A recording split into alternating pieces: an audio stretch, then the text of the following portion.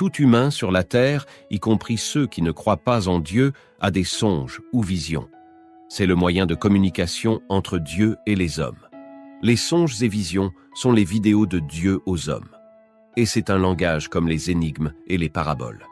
Et c'est au temps de l'Afrique que Dieu parle des songes et visions parce que l'Afrique est la terre des paraboles.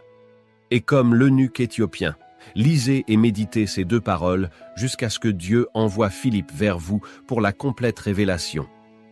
Et comme le Dieu suprême, c'est aussi par des songes et des visions que tous les dieux égyptiens, grecs, babyloniens, arabes, hindous, sumériens et africains parlaient à leur peuple. C'est le langage sacré entre les dieux et les humains. Et ces millions de dieux sont dans tous les temples, synagogues, églises et mosquées que nous voyons autour de nous aujourd'hui. Chaque temple, église, synagogue ou mosquée sur la terre est forcément un autel des dieux Baal, Rimon, Dagon ou autres, peu importe les noms que vous leur donnez, que ce soit Brahma, Vishnu, Shiva, Bouddha, Adonai, Jésus-Christ, Allah ou autres.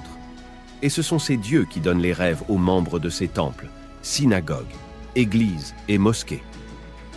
Sachez que des milliards de démons agissent dans la science, dans la magie, dans le domaine de l'argent, dans le domaine intellectuel, dans la politique, dans la musique, dans le sport, dans les croyances et religions, dans les divinations et dans tous les domaines de la vie. Satan est le chef de tous ces domaines. Et donc, que tu consultes Dieu ou que tu consultes Satan en rapport avec ces domaines, c'est Satan qui te répondra.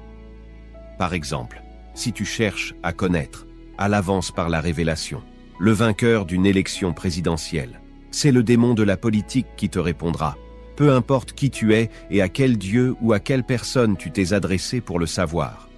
Dieu peut révéler à un prophète qu'un jour, un tel sera président, mais ce n'est pas à ce prophète de le demander à Dieu. Et quand Dieu le révèle, ce prophète n'est pas obligé de le dire. Vous tous qui croyez en moi, tenez-vous loin des pronostics politiques.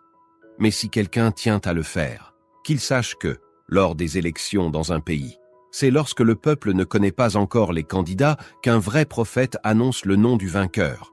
Mais quand les noms des candidats sont connus, un prophète n'a plus rien à dire. Il doit se taire. Application Matthieu 25:6 pour Android et iPhone. Des photos et vidéos, des chants et prédications, tout le message du prophète Kakou Philippe dans une seule application gratuite.